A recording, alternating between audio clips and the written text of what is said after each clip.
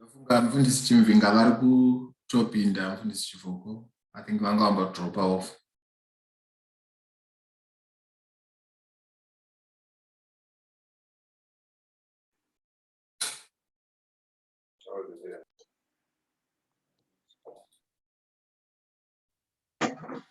Mfundisi Chimvinga kana mapinda, over to you.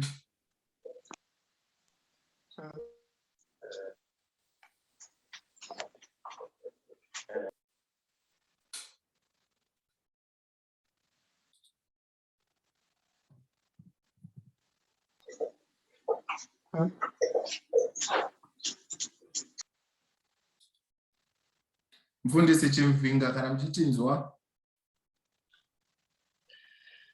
Ndiri kukunzwai makadi mutungamiriri. Ndipo wangu. Tina video yenyu baba. All right, let me switch to video.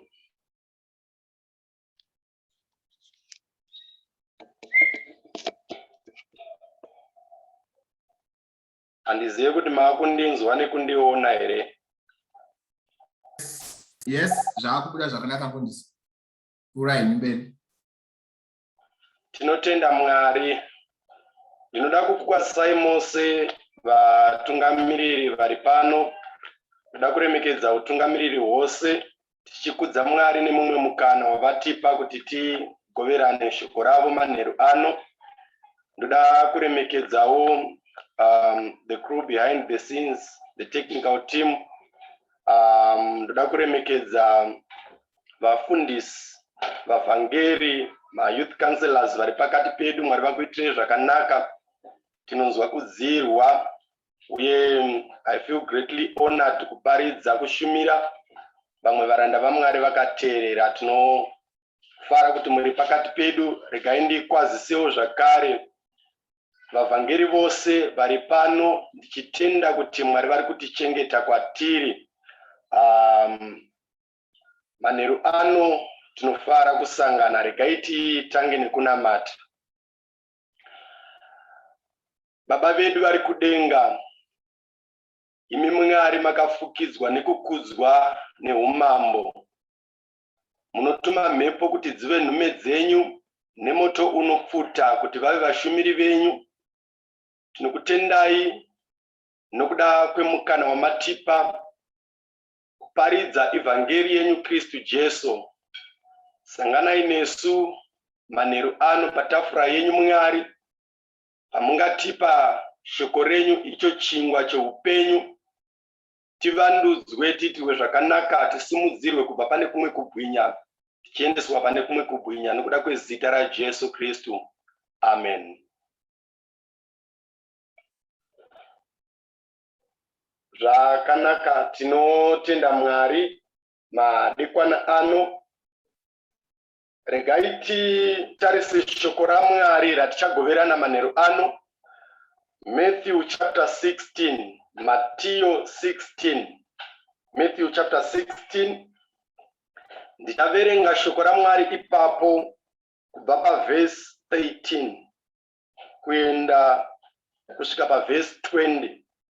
Musoro weshoko uripo unoti Petro unopupura kuti Jesu Kristu, Jesu ndiye Kristu. Verse 13.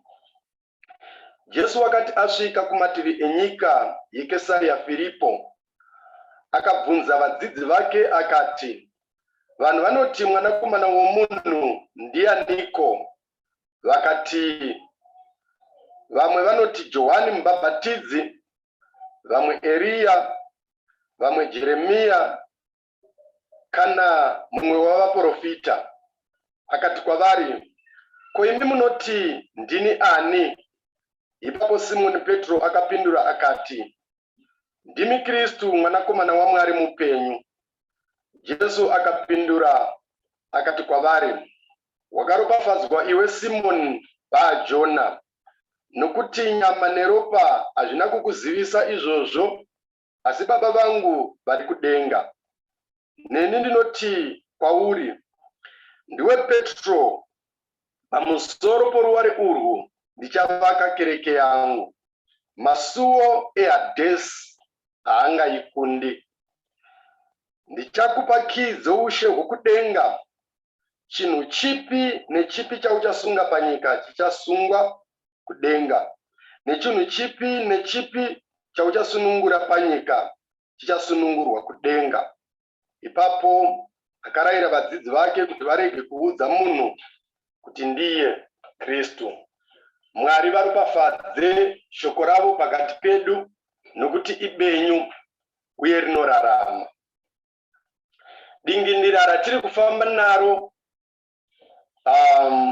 rinoti paridza shoko munguva yakafanira nenguva isina kufanira. Preach the word in season and out of season. Rinobva pana 2 Timothy chapter 4 verse 12. 2 Timothy chapter 4 verse 12. Tikatarisa shoko ra Mwari throughout the word of God, tinoona kuti kuparidza evhangeri ndechimwe chezvinhu chakasiya charayirwa naIshe wedu Jesu Kristu kuti tiite tichifamba mutsoka dzavo. Jesu achitaura pa the Great Commission, Mark chapter 16 verse 15, shoko ra Mwari rinoti akati kwavari, endai munyika yose muparidzire zvisikwa zvose evhangeri. Unotenda akabhabhatidzwa uchaponeswa, asi usingatendi uchatongwa. Pano Jesu vari kuratidza kuti vati much more concerned nekuti tibude tiende kunoparidza evhangeri yaKristu Jesu. Panova ndo pane dingindira ratiri kufamba naro. Dingindira redu roti tinofana kuparidza evhangeri yaKristu Jesu, roti munguva yakafanira nenguva isina kufanira. Zvoreva kuti semuvhangeri, I'm not there to preach the gospel andipo pakungoparidza vhangeri yaKristu Jesu when the situations are in my favor. Zvinhu zvakandimirira zvakanaka, vhangeri yaJesu ngaiende mberi. Zvisina kundimirira zvakanaka, vhangeri yaJesu inofana kuramba ichienda mberi. Jesu pataverenga pa Luke chapter 15 vanongoti endai munyika yose muparidzire zvisikwa zvose evhangeri. Ndinofara kuti Jesu havaisi fokasi yavo pazvipinganidzo zvinosanganikwa nazvo nevavhangeri. Mukatarisa, if we go back to the Old Testament, Mwari vachirayira Israeri kuti muchabuda Ijipita muchienda Kenani. Mwari vanoratidza kuti havasi more concerned nema obstacles achasangana naIsraeri murenje. Though murenje makanga mune machallenges amo, zvinyavada nenyoka dzinopenga, hondo dzaipenga dzavaisangana nadzo. Murenje mune the wilderness experience yokuti yatinonzwa maIsraelites achipengera Moses kuti ko wakaregerei wakatisiya takafira Ijipita kwataidya gariki nehanyanisi. Inyaya yekuti they were facing the wilderness challenges, but the main thrust ya Mwari haisi pama challenges emu wilderness. Mwari vanoti vavariro yezvandinoda kubuda muIjipita muchienda Kenani. Pakati pane maobstacles zvitsiga neminzwa nemasoso nejecha riripo, but hapazipo pane murangariro waMwari. Ndoda kumukurudzira muvhangeri akanditeerera manheru ano, vavariro yaMwari ndeyekuti vhangeri iparidzirwe zvisikwa zvose kusvika kumugumo wenyika. Wangu pakati pekuparidza vhangeri pane maobstacles aripo. Mudikani ndakauya kuna Jesu kune machallenges ariko. Ndinofara muimbi wekwedu unoti nhamo nemufaro zvinobva panashe. Tirimo muna Mwari, tinoshumira Mwari matambudziko arimo. Tinoparidza vhangeri yaKristu Jesu persecution iripo. Dai Mwari vatiitira zvakanaka. Now, Jesu vachitaura pa the Great Commission iyoyo, ndinofara kuti havangogumiri pakuti vhangeri ngaiparidzirwe zvisikwa zvose isvike kumugumo yenyika. Verse 16 Mark chapter 16, vanoti unotenda akabhabhatidzwa uchaponeswa, asi usingatendi uchatongwa. Verse 17 unoenderera mberi vachiti zviratidzo izvi zvichava nevanotenda. Vachabudisa mweya yakaipa nezita rangu, vachataura nendimi itsva, vachabata nyoka, kunyange vakanwa chinhu chinouraya hachivavarwadzi, vachaisa maoko pamusoro pevarwere vakapora. Pano Jesu wabudisa kuti kana taparidza vhangeri yeushe hwokudenga, the gospel of Jesus Christ should be holistic in nature.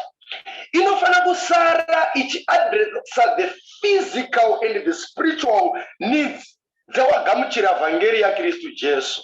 Hallelujah. Pataverenga shoko raMwari pa Matthew chapter 16, tinoona Jesu vachita pose a very critical question kuvadzidzi vavo. Panguva iyi, there was much confusion and controversy about the identity yaKristu Jesu. Vanhu vaibvunzana in their circles kuti munhu uyu munhu kunyi, uye the authority yaanayo yemaparidziro evhangeri yake nezvishamiso zvaanoita unoiwana papi. If you read the word of God, John chapter 7 from verses 40 through 44, tinoona pachimuka a great controversy pamusoro pe the identity yaKristu Jesu. Now, Jesu vanonzwisisawo about the confusion iyo yaiva muvanhu, uye vanoratidzawo kuti he got so concerned nekuda kwevadzidzi vavo. Saka Jesu, I want to believe kuti vakatosara vane mubvunzo iwoyo kuti kana vanhu vane confusion yakadai, ko vadzidzi kana vachindiona vanoti kudini? Now, Jesu ndopa vanobvunza kuti vanhu vanoti mwanakomana womunhu ndianiko. Verse 18 yeMatthew chapter 16 yataverenga. Saka vadzidzi panapa vanotanga kubudisa pfungwa vachimiririra the general populace, kuti vanhu vanokuti vamwe vanoti ndimi Johani Mubhabhatidzi, vamwe vanoti Elia, vamwe vanoti ndimi Jeremiah, vamwe vanoti muri mumwe wevaprofita. Jesu apedza kunzwa zvaifungwa vanhu, anoinda pakuti ndakuda kunzwa kuti imi muchindiona munoti ndini ani.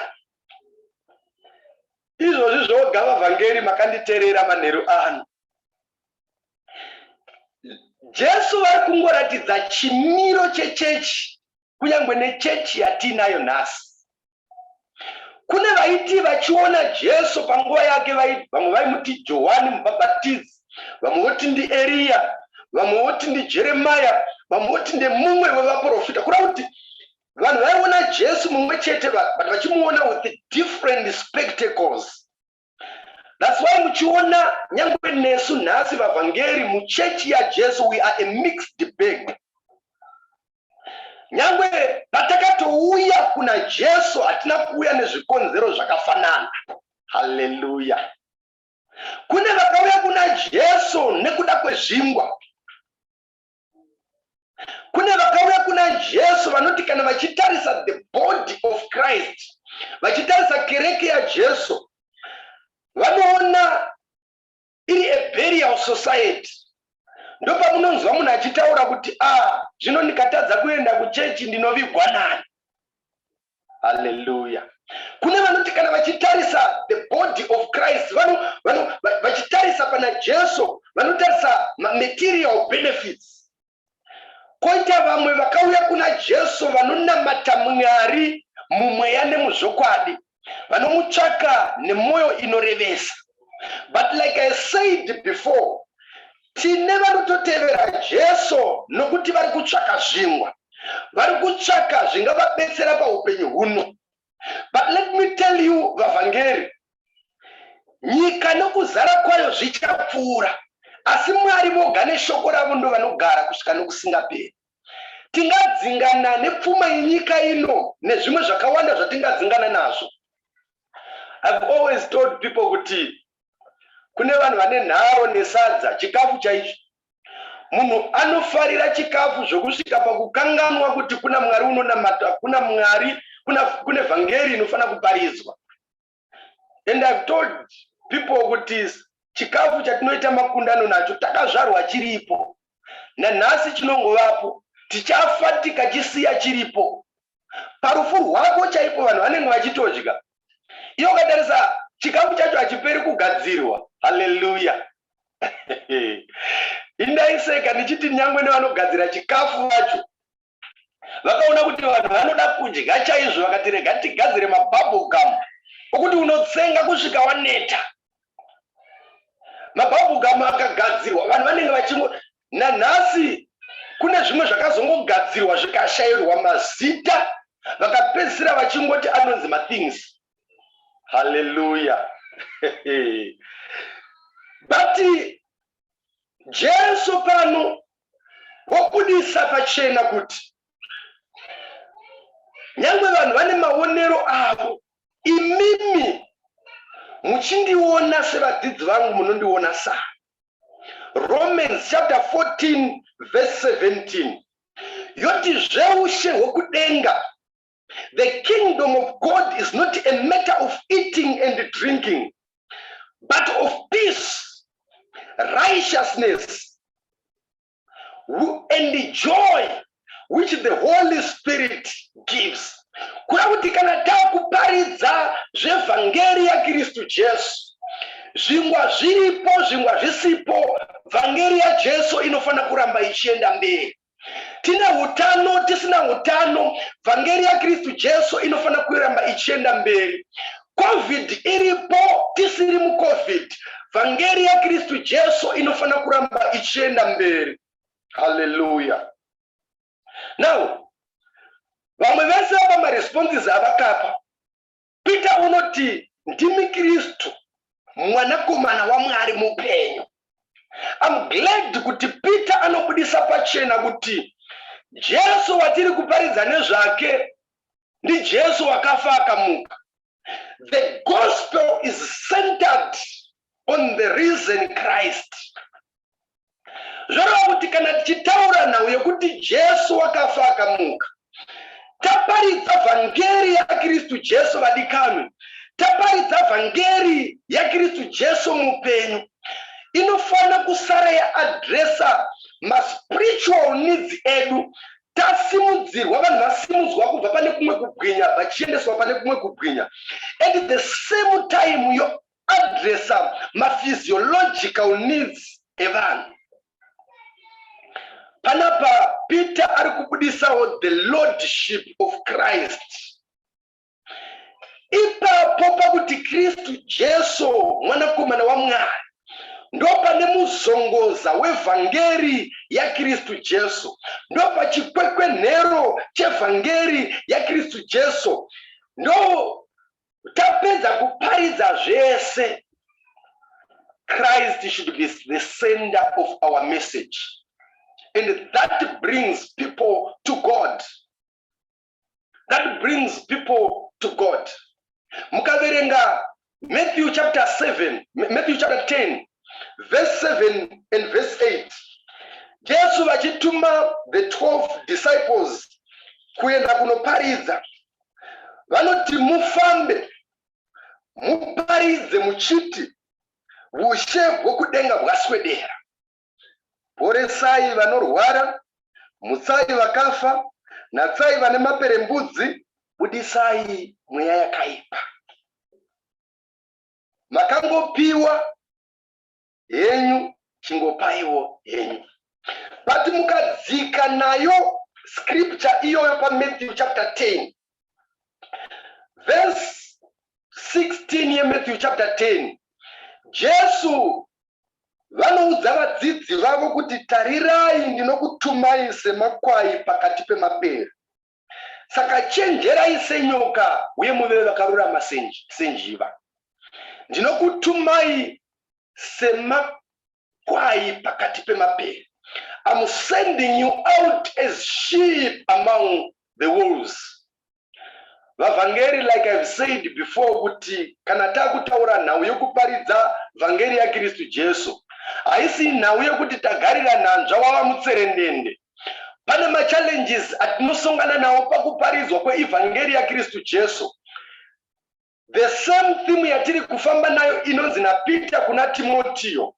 Paridza vhangeri in season and out of season. Igospel rakanyorwa nemuapostora Paulo ari mutirongo. This second letter yanonyora kuna Timotheo, anonyora just before his death, paakagurwa musoro nekuda kwamambo wakanga aripo wainzi Emperor Nero achipersecuta vaKristu. Paul was one of the victims akabatanidzirwa pa persecution iyoyo. But muchaona kuti the same vana Peter ivava anopupura pano anoita confession yekuti imi Kristu Jesu ndimi mwanakomana waMwari. Anoratidza kuti mushure mekunge mweya mutsvene wamuzadza after the Pentecost pa Acts chapter 2, mukaverenga manarratives ekuparidzwa kweivhangeri nana Peter kubva kuna Acts chapter 22 zvichienda mberi, varume vanosvika pakupesekutwa, vachirohwa, vachisungwa, vachiiswa mumatirongo. But vanondichallenge vana Peter kuti the same Peter anomuramba Jesu katatu jongwe risati rarira, achisvika pakupopota kuti Jesu handimuzivi, apuwa simba namweya mutsvene, agarwa namweya mutsvene, anoti if I perish, I am going to perish for the sake of the gospel. Anoparidza vhangeri, vanomubata kumusunga, akasungwa kudaro. Peter hamiri kuparidza vhangeri, anoparidza vhangeri akasungwa.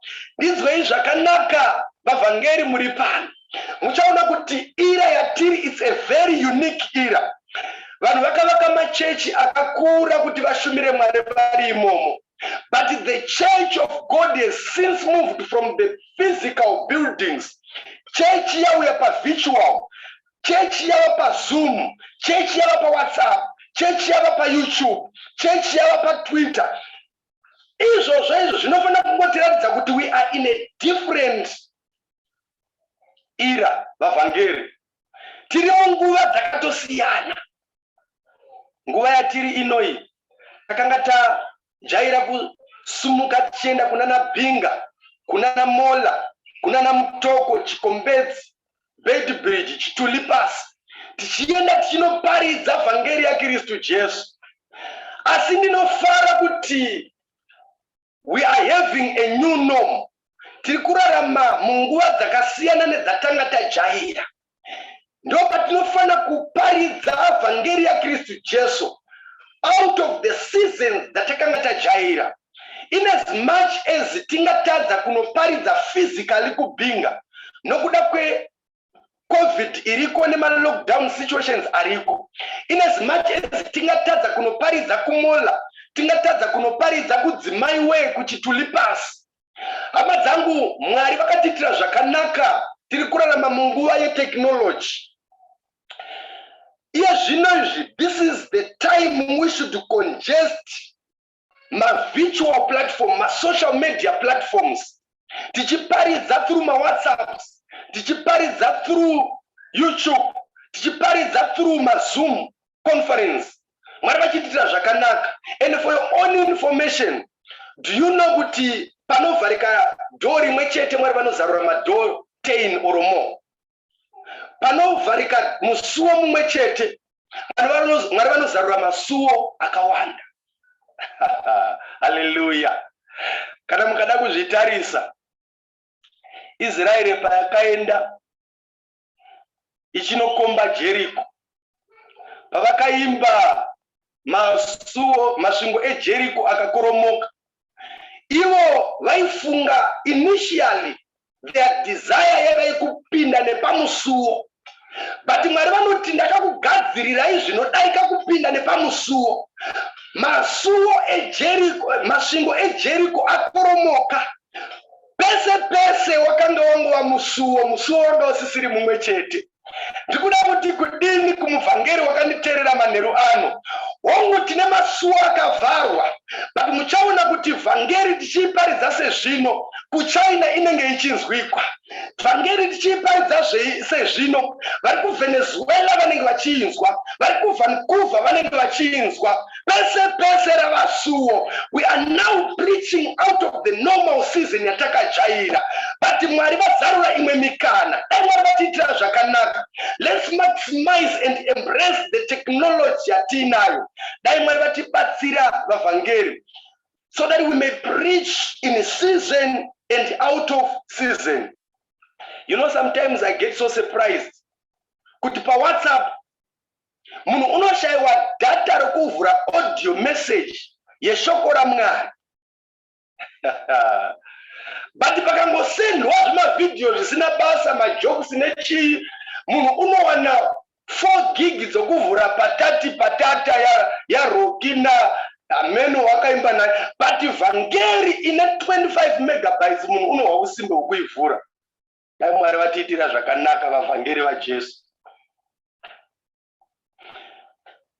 Ndinogara ndichiseka unoparidza message ye30 minutes, paunoiposta pagroup within 2 minutes munhu akutodedzera powerful.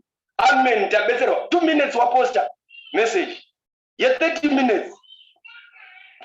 So panapa pataverenga pana Matthew chapter 16, Peter aita confession yekuti imi Jesu ndimi mwanakomana waMwari. Jesu ndinofara nestance yavakatora. Vanoti kuna Peter, rega ndimbomaka bhuku rako. Hongu wataura a very correct answer, but nyama neropa hazvina kukuzarurira, asi Baba vangu vari kudenga. Hallelujah. Izvozvo bedzi zvinotaurwa naJesu zvinofana kutidzidzisa vavhangeri kuti pese patinoita mastrides in the kingdom of God, tikaparidza 3000 vakatendeuka, tikaturika maoko pamusoro pevarwere vakapora, tikaparidza dzimba dzanga dzisina rugare Mwari vakarestore rugare, hazviitwi nenyama neropa, hazvisi mukugona kwedu, asi ndiBaba vedu vari kudenga vanotikwanisira nekutipa nyasha dzokugona kuita izvozvo. Ndavaira yatiri ino, vazhinji vakutora glory kudarika kuti glory ipuwe kumuridzi wayo. Kukudzwa kwakuenda muvanhu kudarika kuna Mwari muridzi wevanhu. Mufundisi Chimbinga vakanamatirira murwere akapora, vanhu vanotaura vachiti mufundisi Chimbinga vakadziya, yeti akadziya hasi mufundisi Chimbinga ndiMwari. Isusu tingori midziyo, we are just vessels dzinoshandiswa naMwari to relay the gospel, to relay zveushe hwekudenga zvichisvika kukereke yaKristu Jesu. Saka Jesu vanoti nyama neropa hazvisizvo zvakuzarurira, asi Baba vangu vari kudenga. Anoda kupedzisanapo manheru ano Mwari vachitiitira zvakanaka vavhangeri. Jesu vaudza Peter kuti nyama neropa hazvisizvo zvakuzarurira. Ndinofara kuti Jesu vanotaura mashoko avanoti pavhesi 18, neni ndinoti kwauri, ndiwe Petro, pamusoro peruware urwu ndichavaka kereke yangu, nyangwe masuo eHadesi haangaikondi. Neni ndinoti kwauri, ndiwe Petro, pamusoro peruware urwu ndichavaka kereke yangu, nyangwe masuo eHadesi haangaikondi. Zita rekuti Petro kana kuti Peter rinongoreva the rock, but it's not just an ordinary rock. Zita kuti Peter rinoreva a small rock or a detached stone. Now, Jesu pavari kuti ndiwe Peter, pamusoro peruware urwu ndichavaka kereke yangu. Jesu havasi kuti ndichavaka kereke yangu pamusoro pako iwe Peter. But like I said kuti, the name Peter means a detached stone or a small rock. Jesu vari kuti pamusoro pe confession yawaita Peter, pamusoro pekupupura kwako kwekuti kudii, kwokuti imi Jesu ndimi Kristu mwanakomana wa Mwari, ndo pane foundation yechechi. Ipapo ndo pane foundation yechechi, ndo pandichavaka kereke yangu. Zvoreva kuti vhangeri yedu vavhangeri ikashaiwa Jesu mukati, it ceases to be the gospel of our Lord Jesus Christ. Vhangeri yedu inofana kutendekera vanhu kuna Jesu. Varwere vanamatirirwa vakapora, the ultimate goal ndeyekuti vazive Kristu. Kumba kusina rugare, vhangeri yaparidzwa kukadzokera kuva nerugare, the ultimate goal ndeyekuti vanhu vauye kuna Kristu. Zvitunha zvikanamatirirwa zvikamuka, tikanamata, COVID ikapera, the ultimate goal ndeyekuti vanhu vazive Kristu. Saka Jesu vari kuti pamusoro peconfession yawaita, upon this confession yekuti kudii, yekuti imi Jesu ndimi Kristu mwanakomana wa Mwari. So here Jesus is basically saying the church should have its foundation rooted on Christ, who is the Messiah. Ndo zvikereke dzedu here nai vavhangeri patiri kuparidza. Nguva zhinji yedu tiri mukereke inopera tichiparidza Kristu wakamuka here, kana kuti inopera tichitaura pamusoro pezvingwa nepolitics dzemuchechi. Sometimes you get so surprised kuti munguva dzekunge vanhu vachishumira, vanhu vanoita 45 minutes vakavharirana muchipinda, vatariri nevadhikoni. Ugoshayiwa kuti saka 45 minutes vanhu vari kuitei muchipinda. Ugoona pavanobuda panoverengwa ziviso 3. Vhiki ino tinofara kuti panga pane musangano wevarwi, svondo inouya tichange tine musangano wesungano yevasikana. Chitatu chiri kwamai Nhingi, section yakati chiri kwababa Nhingi, ndo paperera ziviso dzedu. 45 minutes vanhu vachiunganidza ziviso 3 izvodzo. Tava muchechi kwanzi munhu waMwari nguva dzapera ingoti gaga. Kura kuti nguva zhinji yevanhu yapera, vanhu vachikweshana nhova nemawaya brush nezvunhu zvisina chokuita naKristu. When it comes to the issue of the risen Christ, Kristu wakafa akamuka, anonzi pamusoro peruware urwu ndichavaka kereke yangu. Vanhu vanoitora sedambe, ndo inenge yakungonzi ingoti gaga. Mwari vatiitira zvakanaka. Munguva ino yatiri, we understand kuti vazhinji tiri kunyika dzakasiyana siyana. Vamwe tiri mumalockdown, vamwe takapindana nemumalockdown. But sevavhangeri, let us not be spiritually locked down. Ngatiwe chidokwa chokuenda mberi nevhangeri. Pese pandiri vanhu ngavaone kunaka kwa Kristu kuburikidza neupenyu hwangu, mararamiro angu nematauriro angu. I should preach the gospel of the risen Christ in season and out of season. COVID iripo, let us embrace technology. Izvozvo zvoreva kuti nyangwe nemumatare edu, our funding, much of our funding should be channeled towards preaching the gospel. using the available methods dzinoita kuti vhangeri isvikire munhu wose. Womuti ngatadza kusongana tichiungana sekereke, but tine technology yokuti tinogona kusongana paZoom, tinogona kusangana paWhatsApp, tinogona kusangana paTwitter, tinogona kusangana paYouTube, tinogona kusangana. Let's congest, ngatizadze ma-social media platforms nevhangeri yaKristu Jesu. Like I said, vavhangeri ndichipedzisa. The same Peter anoramba Jesu katatu jongwe risati rariya.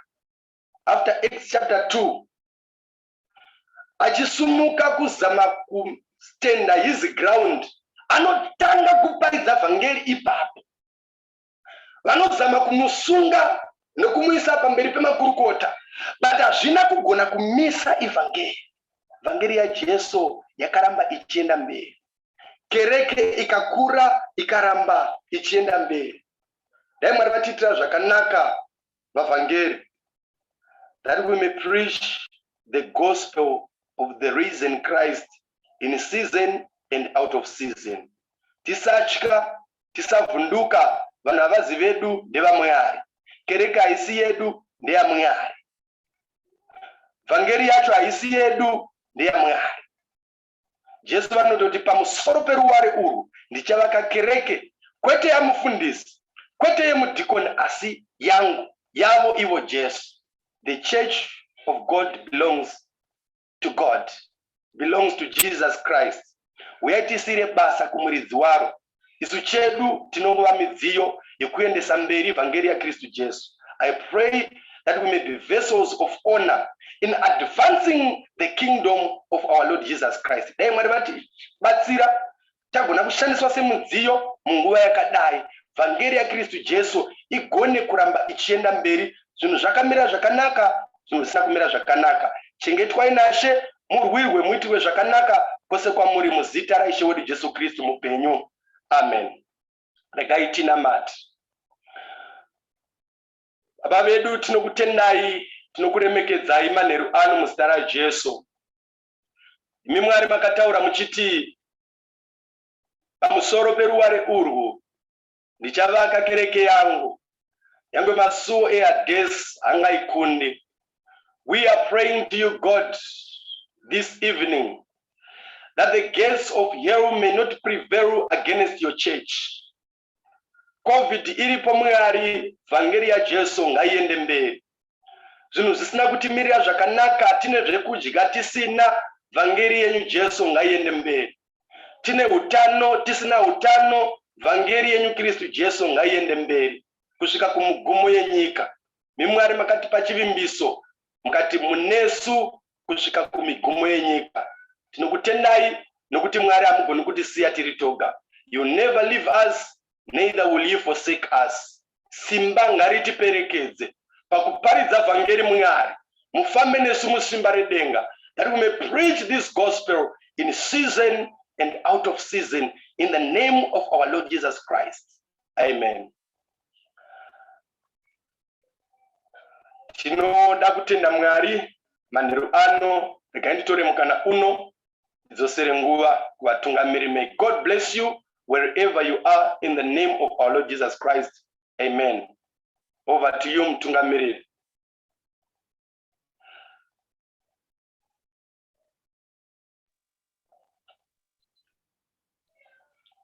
Ita basa mfundisi, toda kutenda Mwari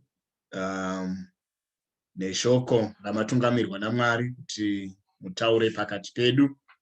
Tinokudza Mwari kuti shoko raMwari rinoti kana ratumwa pakati pedu rine zvarinobata, haringoi pasina. Kufunga vazhinji vedu tinogamuchira kuti mweya yedu yasimbiswa, yakurudzirwa kuti munguva ipi neipi tiparidze ivhangeri. Nyangwe tiri mulockdown, ivhangeri shoko raMwari is not locked down. Vhangeri rinofana kuenda mberi, tishumire Mwari vachitira zvakanaka. Toda kutendai muranda waMwari, tochera kuti Mwari vatitire zvakanaka. Nguva ino tinotenda kuti tasvika pakupendera program yedu yezuva ranhasi. tinotenda kuti tichava namazuva kusvika nesvondo chitungamirirwa kuti tinzwe kutaura kwaMwari. Mwari vachititendera pazuva ramangwana tosanganazve nguva imwe chete yakaita seino tinzwe kutaura kwaMwari. Mangwana kana Mwari vakatitungamirira tichava nemutauri mufundisi Mutuvira retired ndo vane program yamangwana vachapfuurira mberi. Tinotenda kuti Mwari achavashandisa zvakanyanya kuti tikurudzirwe uye kuti tinzwe kutaura kwaMwari, tisimbiswe savavhangeri munguva dzinogozha, munguva dzakareruka.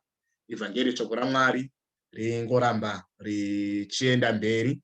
Ndinovimba kuti hakuna rimwe shoko richada kutaurwa panguva ino kuti hama dzangu maita zvakanaka, Mwari vakuitirei zvakanaka, Mwari varambe vachikusimbisai. Ndoda kusiyira nguva ino ndichakumbira mufundisi zvavarundwi kana vachiri pakati pedu vativharire nemunamato vachitipa nyasha tigoitirwa zvakanaka madekwana ano muzita raJesu. Mufundisi zvavarundwi ndokupai nguva ino kuti mutivharire nemunamato. Basa tinamate.